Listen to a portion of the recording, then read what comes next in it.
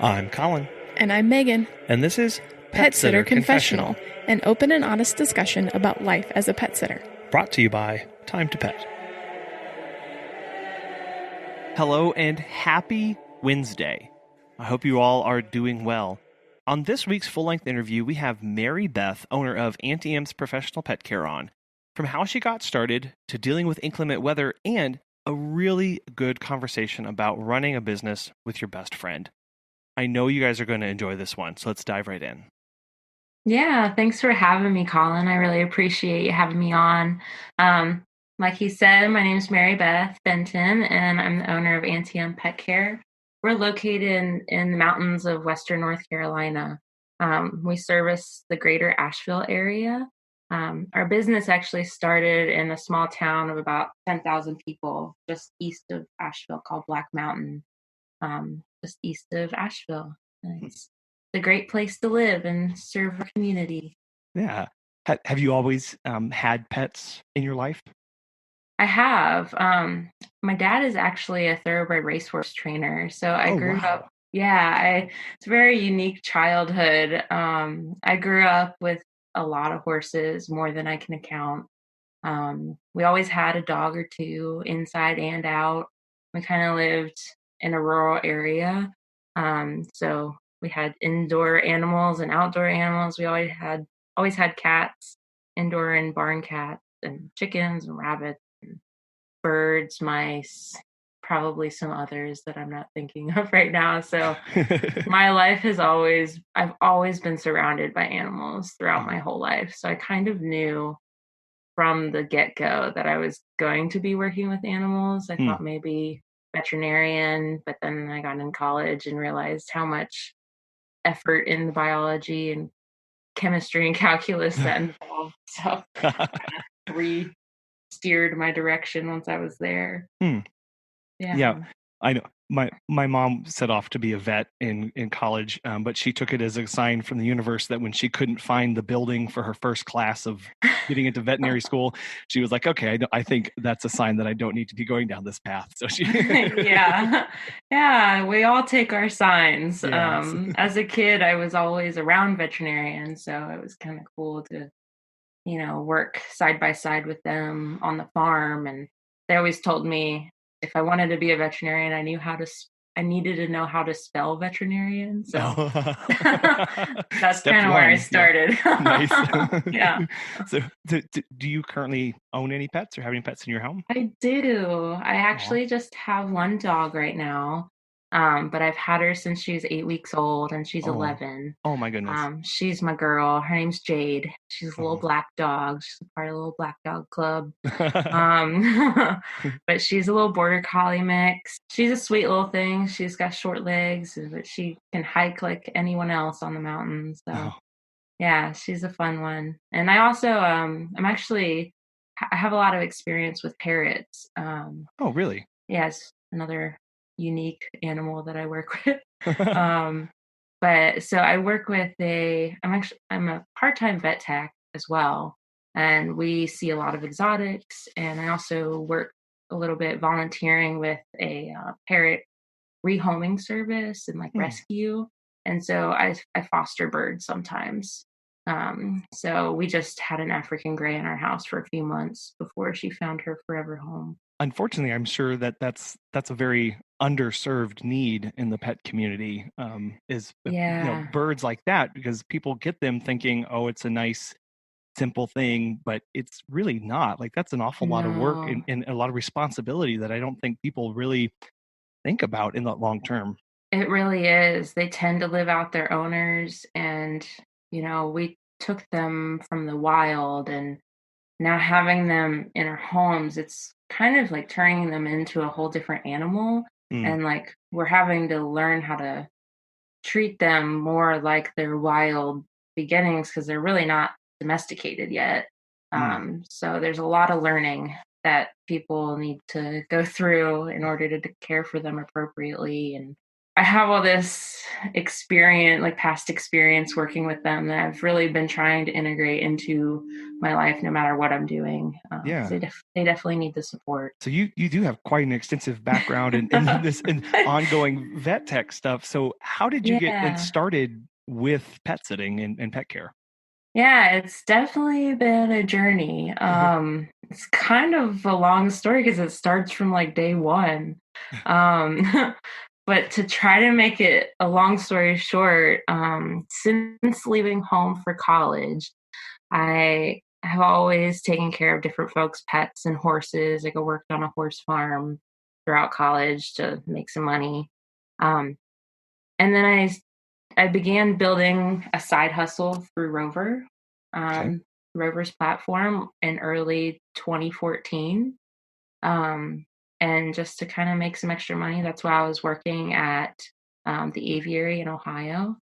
About 3.5 years ago, my husband and I, we kind of decided it was time for us to move out of Ohio. Just some things came to a head in our lives where we were feeling like we needed to kind of get out of our comfort zone. So we moved to Western North Carolina by way of a summer in Colorado. Mhm. And that's where I worked with the Bird Conservancy of the Rockies. Um, and that's when we moved to Black Mountain, partly to help a good friend of mine that had started her pet sitting business. So she was a solo entrepreneur. She had just started picking up some pet sitting clients, um, just through working at the vet. She eventually dropped her vet tech job and started just full time pet sitting. I joined her, and me joining the team just helped, provide backup for clients and allowed the business to expand more toward Asheville. And so it's really hard to be a solo, just a one man pet sitting business. So, Yeah. um, me joining her really took a lot off her plate, and also it just like helped the community out. I worked with her for a year and a half or so. We are actually good friends we went to high school together. And then she decided it just owning a pet business wasn't something she wanted to continue with. Mm. So she sold me the client list. So since then, which was April 2018, is when she moved out west, and that's when I acquired the clients and then started Auntie on Pet Care. Wow, that's really quite the journey, quite the journey. Yes. But all along, Yeah. but what I love about that is there was some small steps all along the way, right? It was Yeah. began working as a side hustle, then moving closer and helping a friend out, Mhm. and then taking full responsibility and over the entire business. How do you think that has helped you in how you run your business now versus if you would have just dove straight in and been where you are right now? Yeah, I learned a ton along the way. Doing it as a side hustle in Ohio, we were in Columbus, Ohio. I kind of just took anyone and just felt it Mm. out along the way. I boarded dogs in my home. I visited them at their houses. I did some overnight stays at folks' houses, did dog walking, took dogs to the dog park. I did a lot, and meeting all those different folks with dogs and cats and different pet, you gain experience in different scenarios. Yeah. What it's like having a dog in your car, or what can come up when you're doing an overnight stay at someone else's home, between the dog, like the pets themselves, and the house, and what's going on in the owner's life. Just like I learned a lot about how to work with people, Mm. like on a very personal scale. And just think all of those things combined really helped me mold how I wanted to run my business if I did have my own pet sitting business. And I think working with my friend, like when I first moved here, I learned a lot about like what it's like to work with a friend. And Okay. because there are some pluses and minuses of that. And also like, working closely with her taught me like how she really poured a lot of energy in building these relationships with the clients. We have a very tight-knit community in Black Mountain. Mm. And so she became family with them, and it was cool to see that and then become part of it and then just carry it on. I've really tried to implement that mentality in my team. Like, I want people that are reliable and trustworthy and have calm misdemeanors and all that, but also people that are personable and want to be part of their family. Mm. I think it's really important. Yeah, could you expound on the working with a friend thing just a little bit? Because I think Yeah. sometimes that's it can be the easiest way to get extra help sometimes is to reach out to immediate Hmm. friends, but there can be some things that you have to work through. So I'd love to hear you talk more about that.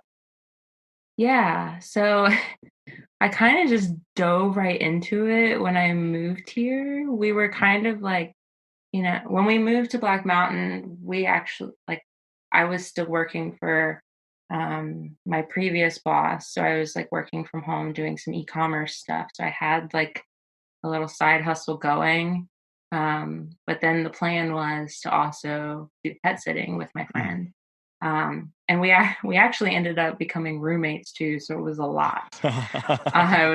It became too much, Yeah. um, which kind of was partially led to like, you know, the different experiences I had in pet sitting. I ended up doing some like long-term pet care in people's homes, like 6 months at a time, so we could figure Wow. out how to like live on kind of the cheap, but also like, be sustainable.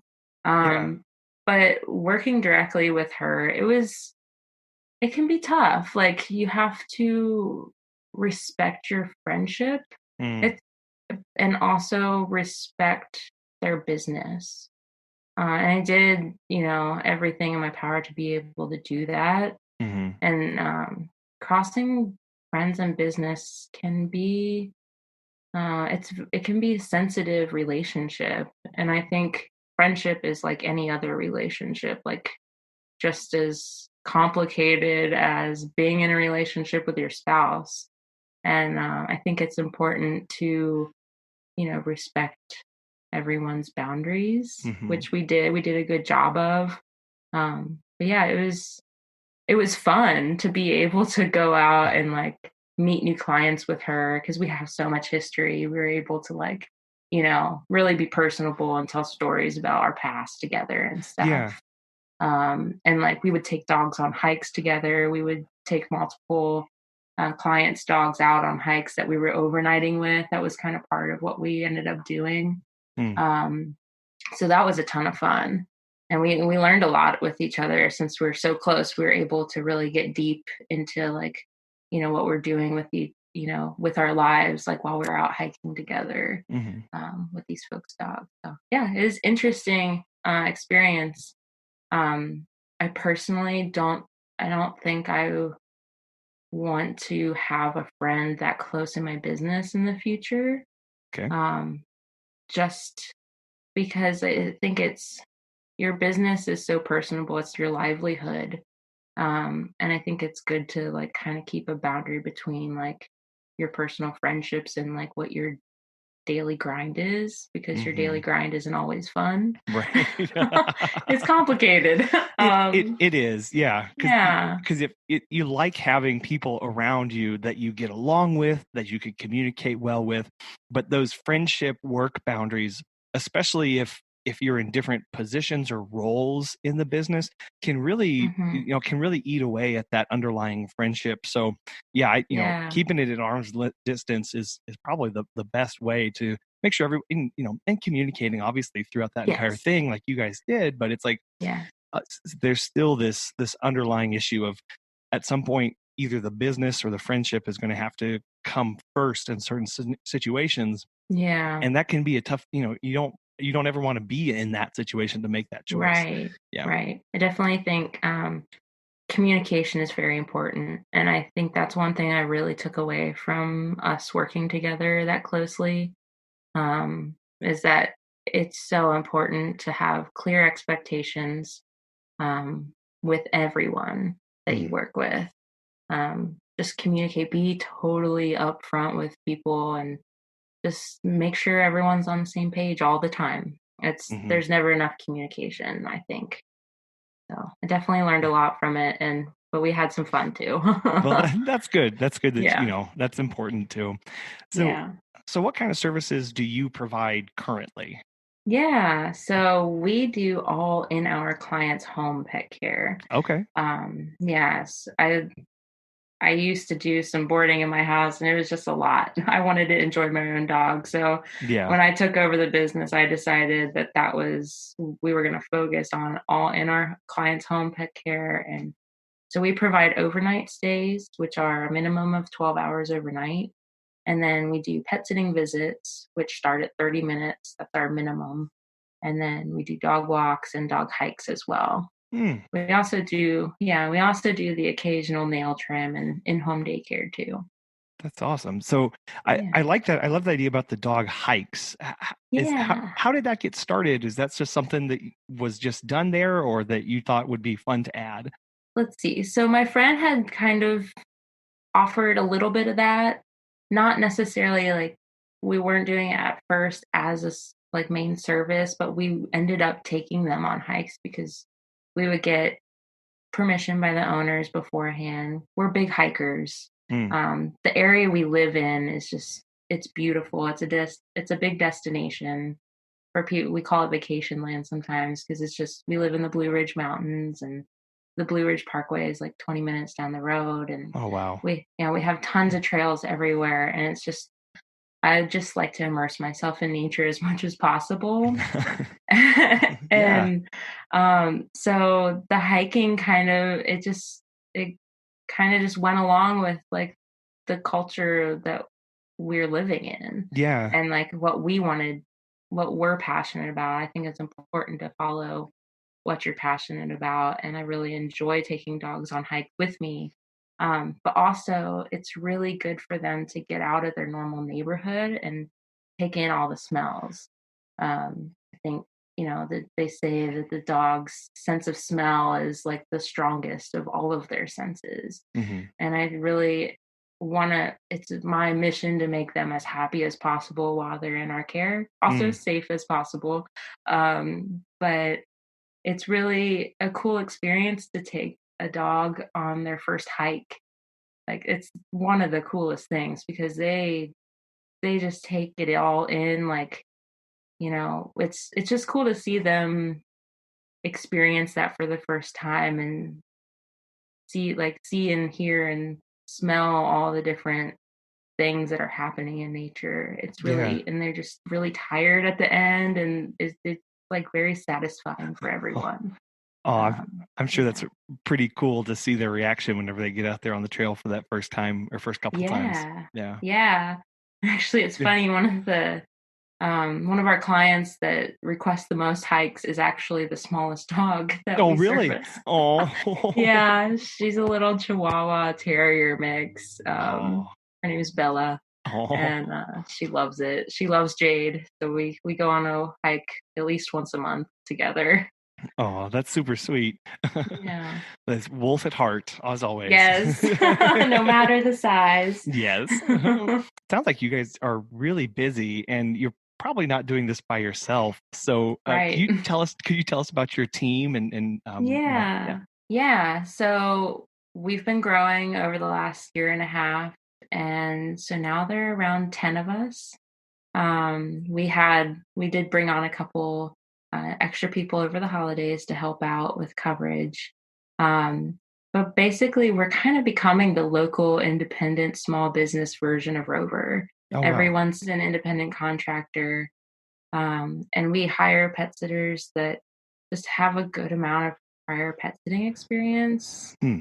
along with if they don't have a ton of pet sitting experience, they like half the team are vet techs.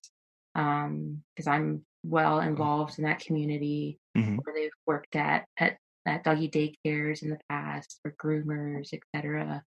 And one requirement I really look for is just good communication skills. Hmm. It's just so important for us to be clear with each other, and the clients. And so, yeah, they all each have their own very unique experience prior to coming to us. Some of them have kind of run their own pet sitting business on the side and just want more business, want to do it more full time. Oh, And wow. yeah, my business, I provide the support, the business side for them, um, which is a lot of people that are in pet sitting and do pet sitting on the side, I don't think they are interested in running a business necessarily, but it kind of 100%. comes, Yeah. yeah, it comes hand in hand. So I really want to kind of solve the problem of not having enough resources as a pet sitter and being able to provide them with that, Hmm. and help them think about the things that they should be thinking about, like having insurance. We provide insurance, business liability insurance, and bonding for all of our sitters on the team. Okay. That's Yeah. huge. You're right in that a lot of us, we wake up one day and we own a pet business is effectively what Mhm. happens because we just Yeah. love taking care of animals, and then there's all these little things that come with that is the bonding, the insurance, the being registered, the meeting all of the laws and Mhm. regulations in your area, and Yeah. a lot of us, like, that's just ugh, we don't want to deal with it, but it's kind of the necessary evil when you start getting into it, Yeah. for sure. So that's I like how you phrase that of you are providing and covering those, to continue to add service to the area. Yeah. Yeah. We definitely, my mission really is to, like, in terms of the team, is to make sure that we always have someone available for our clients, that they're not going to have to go and find another pet sitter because we're not available. We get a Hmm. lot of our business because of that, actually. Oh, really? Yeah, probably at least like a quarter of our business is, hey, my pet sitter's not available. Can you help? And then Yeah. we keep them because we always have someone. Sure. Um, but yeah, and also just providing the business side to the pet sitters that are already pet sitting in the community, it it supports our clients too. Yeah. I'm trying to, like, make sure that the quality of pet care in our community is set at a higher standard. So how do you work on the quality of care? How do you ensure that everyone's giving the best possible? Yeah, yeah. So, um, I guess that kind of leads me into telling you about the software we use. You've probably heard of it. It's called Time to Pet. I Yeah. know a lot of other businesses use it.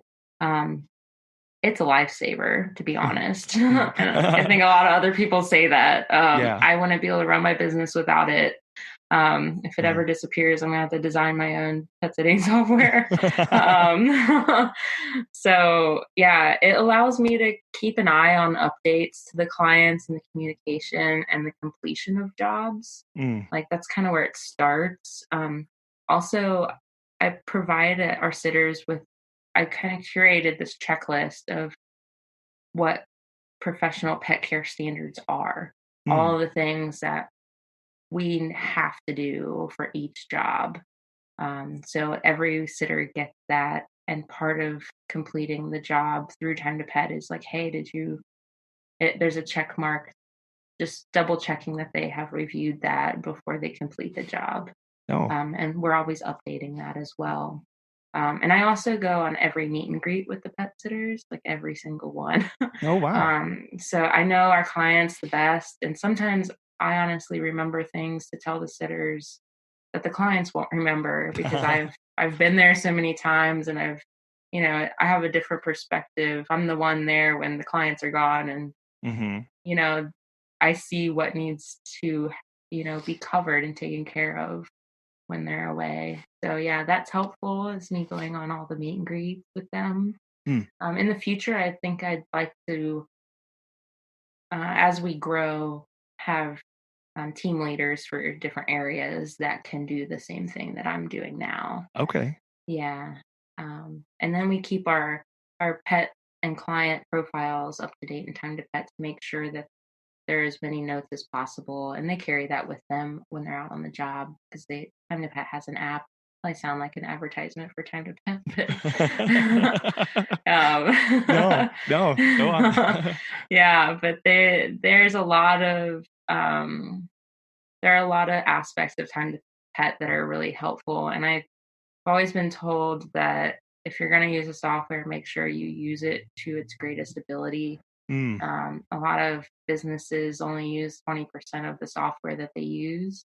And I really do my best to take advantage. If I learn a new thing that they're offering, I try to put it in place in the way that we're running our business. mm. And it's very customizable to help do that. You mentioned something there is when you go on meet and greets, Mm-hmm. that you have a different perspective because you're there when the client's not there. And I'm interested about that because sometimes Yeah. clients tell you certain things about their pet that don't really happen when you show up. What are some common things that you see that differ between what the client tells you and what is actually happening when they're not there? Yeah. So I think the core of the core answer to that is I'm not the homeowner or the pet owner. Mm-hmm. I'm a visitor. And Yeah. so the visitor has a different perspective of the home and the pets have a different interaction. Like Yeah. I have a different interaction with the pets and their home than they do, just because I don't live there. So I guess some of the things that could come up are behaviors of the animals when their parents are gone. Mm-hmm. I find that a lot of dogs in particular, they don't act the same around us as they do as their owner, and sometimes that's a really good thing. Yes. Uh, a lot of them have like attachment, they just have this like deep rooted relationship with their owners, Mm-hmm. and certain good and bad behaviors may fall away when we're there.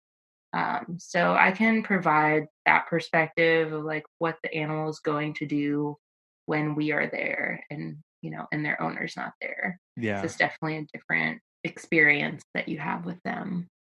And then just things to keep in mind of about their home that's different than everyone else's home.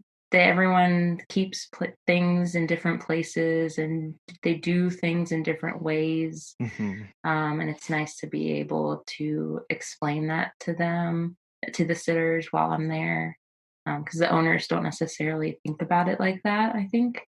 Um, Oh yeah, Sometimes, 100%. They don't think because it's yeah, just how they live. You're right. yeah, Yeah. yeah. So I'm one of my probably most beneficial skills I have is that I'm just very observant, Mm. and so I pick up on a lot of things that the owners just sometimes don't think about explaining. And I've found writing some of those differences down between clients, in a notes feature or documenting Yeah. somewhere else can be really helpful. Where do Mhm. they keep their towels that they use to clean up stuff? Because that's Exactly. never the same in any house. Yeah. Those kind of things where you need something really quick, but you don't live there, so sometimes it doesn't make quote unquote logical sense to how you would have something structured. Those kind of differences too. I like to make sure I write down those so that next time I come, I already know. And you just pick up on those things over time. Obviously, if you have repeat business with somebody, but it can be a jump start for when you come back the next time. Yeah, definitely. So when we each client has their own profile in our software, and so there's like a details tab that's all about them and their house, and I include things like where do you keep certain supplies, where do you keep Hmm. the fire extinguisher, Yeah. where is your the water shut off valve, just like things about their home that Yeah. they know innately, and that in an emergency things are there Hmm. to refer to. We're updating that all the time based on our experiences, like, okay, we're going to need to know where this is for everyone. Sure. So it's nice to be able to have a spot to put those things and refer to them quickly when you need it. Have you heard about Time to Pet? Doug from Bad to the Bone Pet Care has this to say. Time to Pet has made managing my team and clients so much easier. Our clients love the easy-to-use app and scheduling features, and our sitters love being able to have all of their information organized and easily accessible. My favorite feature is the instant messaging. By keeping conversations on Time to Pet, we are able to monitor our team and ensure nothing ever falls through the cracks. If you are looking for new pet sitting software for your business, give Time to Pet a try. As a listener of Pet Sitter Confessional, you'll get 50% off your first 3 months when you sign up at timetopet.com/confessional. You touched on being prepared for emergencies. Yeah. Is that something you talk a lot about with your team, about how to be prepared? And do you run through certain scenarios, or is that just having a certain mindset of being prepared at all times? I think it's a little bit of both. My big thing that I'm always emphasizing to everyone is clear communication. Do not be afraid to pick up the phone and call me, call the client if anything is up. That's a big thing that it's just, we're a team for a reason. We're there to back each other up, and the clients appreciate your communication. They know that things are being handled if you're in communication with them. Right. There are scenarios that we go through. Being in the mountains, we have our own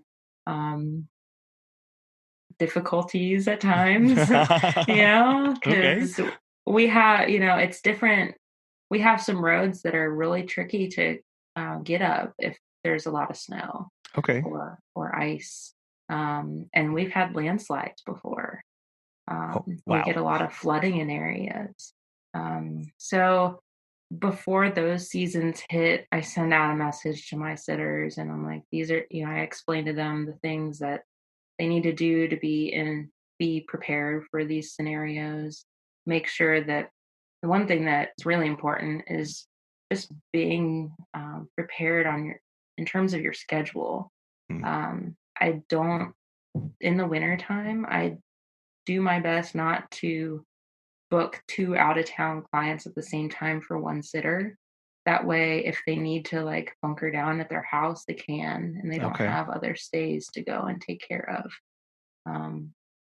But yeah, all in all, it's by season, we stay in communication about what can come up in that season, and then also just communicating all the time with them. That way, it's just practice, and it just comes naturally to do.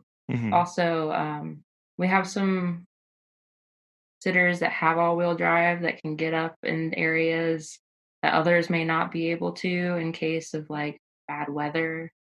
And then our clients also all have emergency contacts, and I encourage them all to have someone in their neighborhood that has a key, someone that's nearby, that if they needed to get to the house, and we couldn't for any reason, that they could. Sure, because you can never think of all types of scenarios at any given moment. That you do have to slowly build up of, I didn't think of that last time, so now I need to implement this.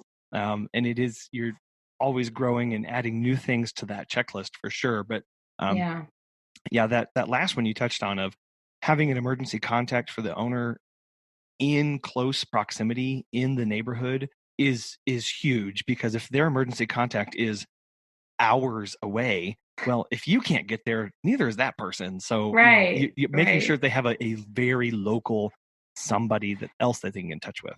Yeah, and not their spouse. Right. So they're most likely together. Right. Yes. Right. Yeah. So after you work with your team members and you're implementing all these things, how do you retain the best ones to keep them working with you day in and day out? Yeah, so there's a lot of aspects to it. I've nailed over the head, the communication thing is really important. And just having very clear expectations written out. I find that's just very important in having good relationships with people. And also for me personally, having flexibility and understanding. when things come up for them and just accepting them for who they are as a person. I really focus on the relationship between me and the sitters and just making sure that that is, I feed that relationship with them, and they really respect that, I think. Also, besides the relationship part, providing them with consistent work, and supporting them on the front and back end of the business, providing that business support really attracts them to staying with us. Sure. Oh, that's great. Yeah, and we haven't been in business for too long, so I'm always learning what, what's going to keep them around. And if I've actually already had some sitters that it just doesn't work out for them because of what's going on in their life, but they become referral magnets. Oh, I bet. So, yeah, they're helpful even after they're not on the team. Sure. And I think that's important to remember too, is that you can't, as a business owner, be expected to meet 100% of everybody's needs all the time, including your own team members. And sometimes it's just not going to work out, whether they have a life change or schedule change or something like that. And so to not take that personally whenever somebody ends up leaving is that it's not, things happen and things change that you don't have control over. Exactly. And just having boundaries with people, it keeps like the respect on both ends. Just finding that mutual respect between the two of you. And that helps with the not taking it personally side of things, because that can be hard when you're working so closely with people and like it's your business is your baby. You have to really stay keenly aware of your boundaries and what's going on in people's lives, because stuff happens. Things come up, and we're all on our different paths. You never know what life's going to bring you. So I know you said you haven't been running with employees for that long now, but what is it like to run a pet sitting business these days, with everything going on? Yeah. When you sent me that question, I am like, how should I take this exactly? Challenges, opportunities, it's all tied up in that. But sometimes I think we forget to step back and kind of look at the big picture of it. So you can take that whatever direction you'd like to. But yeah. For me, 2020, I've been thinking about 2020 a lot. I'm like, okay, this year's ending, it's coming to an end. I had some big goals and growing. In 2019, that was building the team was really important for me, and just getting to a certain revenue is important, while also like providing high quality care. But for 2020, for us, it's going to be all about fine tuning every aspect of what we have going on in the business, and just becoming very sustainable. Okay. I want to have sustainability in my life and in the life of the business and for our sitters. I think we've really stoked up a good fire and just need to keep feeding it. That's great. Yeah. So when you say sustainable, is that a work-life balance kind of sustainable? Is that making sure everybody's needs are met kind of sustainable? Or what does that mean to you when you say that? Yeah, for me, it's a little bit of the work-life balance sustainable. I want to, owning a business, it's always changing, and there are a lot of opportunities. And I've always been one to take my opportunities and run with them and, assess them as they come. Like, how can I make this work in my life? But I've done a lot of that, but I want to be very calculated on how I grow my business so I can continue providing the best care possible for who we're providing service to right now, and like who we pick up along the way. I think sustainability in all aspects, honestly, in terms of having enough business for each sitter on the team and keeping them busy, but also like keeping them happy and not burn out. The big thing that can happen with caregivers, burnout is a real thing. and I see it around me all the time, and I feel it in me sometimes, and I really want to have balance. No, work-life balance thing is a lot of people talk about it, Yeah. but it can be a hard thing to accomplish. And I really want to just, in all aspects of the business, work on the sustainability part of every aspect, if that Mm-hmm. makes sense. Yeah, no, it totally does. And I like how that you touched on burnout in that discussion, because Yeah. that is huge. And especially in the pet care industry, it tends to be really, it can come on really fast if you're not careful. And so Mhm. what are some signs for you where you start feeling I may be getting close to an edge at this point?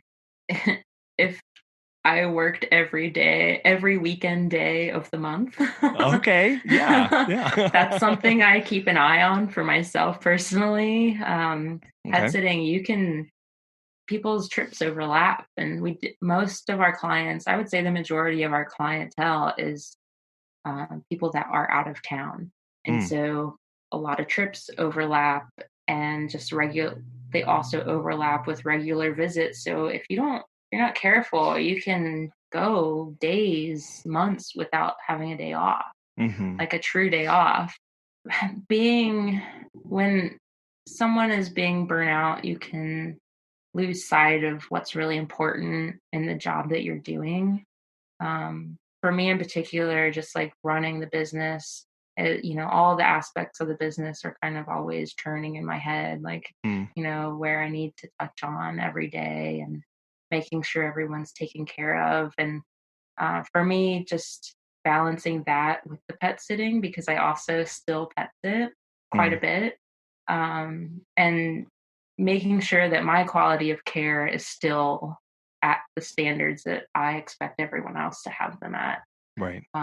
So just, if I'm walking a dog and not really, if the thought comes across like, why I'm not thinking about like this dog and like watching its behaviors, then I need to like take a closer look at how busy I am. Mm, And also, like, if, I work part time at a vet clinic, and I work with a lot of vet techs, and vet techs go through a lot. mm, It's a tough job where, you know, we're seeing animals for their yearly visits and everything, just as checkups, but we also see the worst that an animal will ever go through. And that can burn you out fast. And it's really important, I think, to be able to always provide the quality of care that you intend to, even though you're going through a lot with the animals you're working with, mm-hmm. and also with their humans, because we have, pretty deep relationships with them too. And I think it's really important to like have boundaries for yourself, and like designate some personal time for yourself. Plan time off and just block it off the calendar, and you will absolutely not take care of anyone's So, animals during that time, besides your own. yeah. And you will enjoy your own and enjoy your time, so you Mm-hmm. can refuel. Um, it's really important to refuel who you are, or else you're just. It's important to be happy in what you're doing, and provide yourself the space that you need to stay who you are. If that makes sense. Yeah, no, it really does. And yeah, if you haven't taken a day off in a long time, that day can feel very weird because you're so Yeah. used to just going, going, going and constantly doing and thinking of things. And then to wake up and have nothing on your calendar or schedule for that day can kind of freak you out a little bit until you get into that mode of there are other things I can be doing. I can be investing in myself. I can be investing in my friends Mhm. and my family. And I can, as you said, I can recharge. I can start pouring back into myself so that that next day, whenever you get back at it and start working it again, there's more of you to be investing in what you're doing at that point. Yeah, And exactly. yeah. It helps you grow as a person, being able to have those experiences too. And I think it's important to take more than one day off every now and then Yes, too. absolutely. Since building my team, I have a really great team. There are some really awesome ladies I work with they've poured their life and soul into pet sitting and taking care of animals. So I am lucky to be able to like step away, Mm, for time that I need for myself, and they've got things under control while I'm gone. I still have my phone, of sure. course. Yeah. But yeah, it's just really important to take time to recharge and to enjoy the other parts of life, because it's not all about working all the Hmm. time. It's Yeah, important to remember that. absolutely. So you've talked a little bit about Black Mountain. What's Yeah. the market like there, and what kind of sets it apart from other areas as far as pet care, you think? Yeah, I love my little town. It's such a cool area. So it's fairly small. There are only about 10,000 people in Black Mountain. Hmm. And we are just east, about 20 minutes east of Asheville, which is around 100,000 people. I think it was like 80 when I referred to the records, but I'm sure it's bigger than that. Sure. Yeah. Um, yeah, so it's a little mountain town and it's a big travel destination. Um, we have an influx of people in our area during the summertime and during leaf season. People come to look at the leaves, and there's always more Mm, traffic. yeah. Uh, but with all that being said, a lot of people move to our area to retire and enjoy the rest of their life in this beautiful, magical place. And also, there's an influx of younger folks like me and my husband that we're like, we just want to live somewhere where we know we will enjoy everything around us. Yeah. So there's a lot of people move to that area. Um, and those people that move there tend to love traveling and love dogs in Okay. particular. Nice. Yeah, so they tend to go out of town quite a bit, which is nice for us. Yeah. And it's a big dog area. A lot of people that have dogs and that love them like they're human babies, Hmm. Yeah. Yeah. Um, so we get a lot of people that are traveling for work and for just fun. Mm. So, like I said earlier, the majority of our business is they are overnight stays and pet sitting visits. So the bulk of our business does come from overnight stays, which is sort of sets us apart from a lot of other areas, I think, Okay. because of the types of people that live where we live. But yeah, that's kind of it's a vacation land and we live in it. So Yeah. it's always changing. We always have different types of folks here and people are always traveling to other destinations. So, Sure. How do you market in a place like that? That seems to be kind of this small town, but not really because of its proximity to another large town and this big influx of people throughout the year. yeah, I mean, I think we're a lot like any other business. The majority of our business is word of mouth, Mm. a lot of referrals, but it all started at Blue Ridge Animal Hospital, which is it's like the main vet in Black Mountain. So we get a lot of referrals from them through the techs that work there, and then referrals from our clients, um, their neighbors, their friends. We also, so since I've been working very part time at a clinic in Asheville, we've been getting some business from that. Mm. Just other pet businesses, and we also are very lucky to have um, a we have the Asheville Professional Pet Sitting Association Oh, in Asheville, and a lot of it's focused it gears toward people that are focusing on running professional pet businesses. There are standards we have to meet to prove that we have business liability and insurance and bonding and property coverage, and just have to meet certain standards that a professional service meets. So they have a website that is a directory. So it's sort of like a local professional pet sitter directory. Oh, cool. And we are able to submit the different zip codes that we can service and like what services we do offer. So that's been helpful in growing in Asheville outside of our Black Mountain community. But still, our Black Mountain community is still, we still have more people there, more clients there than in Asheville, because it's just such a tight knit community. There's some other ways I'm part of some Facebook groups where we get quite a bit of business, and nextdoor.com has been very nice to us. And also some trainers that I've become friends with in the area refer us quite a bit of business. Well, that's really nice that you have that network of referrals and word of mouth that is just so powerful in the pet sitting community, because people do love their animals the way they love a child. And so that's really, once you start getting those referrals, you can really see a big snowball effect over time. So that's really great. Definitely. Yeah, it's really nice to have that network, just, for business referral, but also for the support. It's just, it's a fun community to be part of. There's a lot of different, stokes in the fire. So it's fun. Yeah. So what do you find that clients are looking for in a pet sitter these days? Yeah. So I think people are looking for someone that's extremely reliable, number one, and that involves having clear communication, getting back to them in an appropriate amount of time, sending them multiple updates, and they love their pictures too.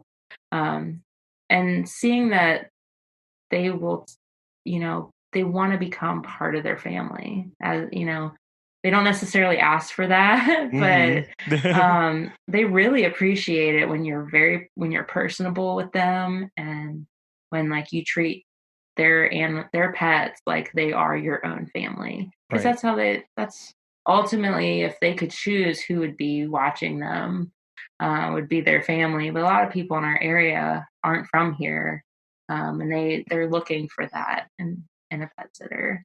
Sure. Yeah. And also, the obvious is like some quality professional pet care experience is always a plus. So do you remember your first client? I do. Since I've had quite a journey, I have a couple first clients, if that makes sense. Yeah, absolutely. Back when I was a rover sitter in Ohio, I remember my first overnight stay. I had never done and stayed at someone else, like a stranger's house before with their pets. I felt well equipped for it. We did the meet and greet and everything. Everything was great. And they allowed my husband to come over with me. I made sure that was okay beforehand. It was kind of a nice,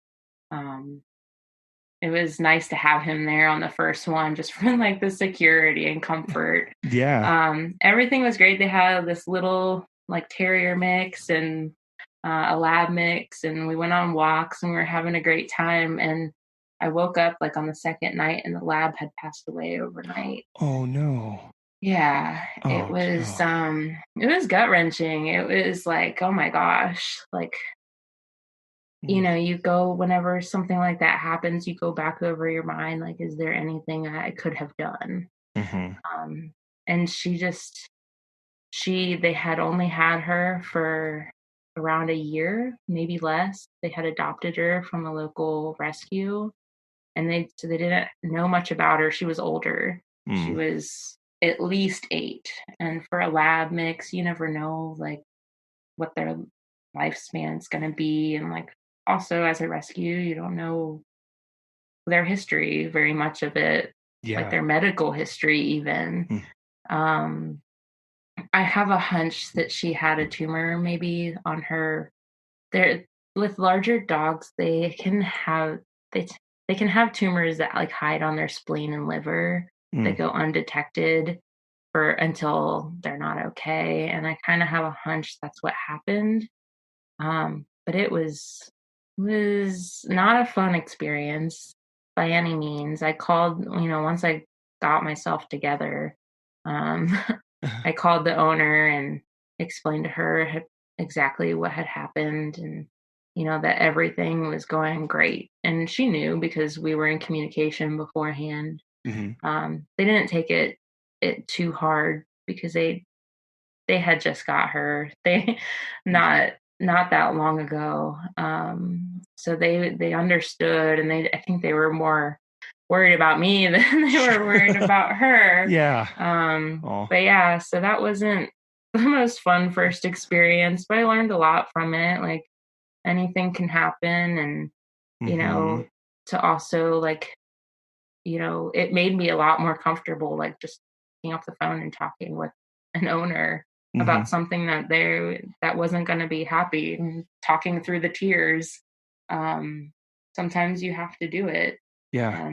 So that wasn't fun, but I also had a very positive first client experience when I moved to Black Mountain.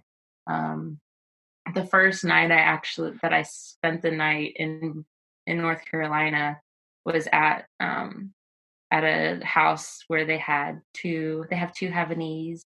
Their names are Griffin and Rafi, and they were going out of town, and we had planned for me to stay there with them, like, before I had moved to the area, because they were clients of my friends that I joined her business. And we're like family now. I actually never did a meet and greet with them at the beginning. They trusted me after, like, just, they trusted my friend, and, she told them all about me, who I was, what my background was, and how long we had known each other. And we spoke on the phone, and they were so welcoming. And so, yeah, we're like family now. I just saw them the other day. I deliver Christmas cookies for the dogs for the holidays. So I just saw them the other day, and we just automatically just give each other a big hug, and everyone's happy. And I stay with them almost a month every year. Wow. I call them my little nephews. No. Yeah. So. No. Yeah. Those both really speak to the very intimate relationship that you become a part of when you take care of somebody's pet. The good news of sharing Christmas cookies, holiday cookies. The bad news of whenever a client passes away, like, you are inserted directly in that as a family member at that point. And that's something that I don't think a lot of people expect to be put in that situation very often. Right. But those things do happen, and you just become such an integral part of the care of that animal over time. Yeah. Yes. It's a very personal relationship that I think, the clients really value you if you're open to being part of their family. So yeah, it's a very personal job, and a lot of people don't think of it that way. Like, when they're looking in from the outside, is, oh, you're a pet sitter, and they don't really think about all the things that come with it. But yeah, I have a huge family now. That's great. Yeah. Well, Mary Beth, I want to thank you so much for coming on today. I know that we just kind of scratched the surface of kind of some of your experiences, and got a lot of great feedback and advice about how to relate to customers and how to maintain and have good team members on hand. If people have any other questions or want to reach out and follow along with your work, how can people do that? Yeah, well, first, thanks so much for having me on. It's been fun talking with you and sharing my experiences. If anyone wants to follow along or reach out, honestly, the best way is probably through Instagram. It's at Auntie Pet Care. There's a link in my bio for our website if you want to contact me directly, but you can DM me or follow along, make a little comment on one of our posts. We share a lot of dog photos, and some horses in there too, and different animals, but we're also working toward sharing more of our experience. And a big goal of mine too is to kind of like link that the life at a veterinary clinic to our clients and educate them more, just kind of fill in the gap. So we're going to start introducing some more education on there too, just little tidbits of drop some knowledge in there here and there. So yeah. Well, that'll be very cool to follow along and learn from you guys then too. Awesome. Yeah. So feel free to reach out anytime. I'd be happy to chat. Wonderful. Again, thank you so much, Mary Beth. It's been wonderful talking with you today. Yeah, you too, Colin. I appreciate it.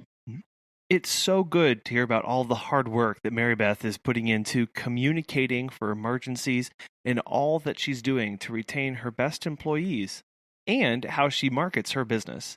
I hope you all have a wonderful rest of your week. We will be back on Friday with an interview with Darcy from Updog LA, talking about how the COVID-19 pandemic has affected her business and how she's found to be resilient amongst the chaos.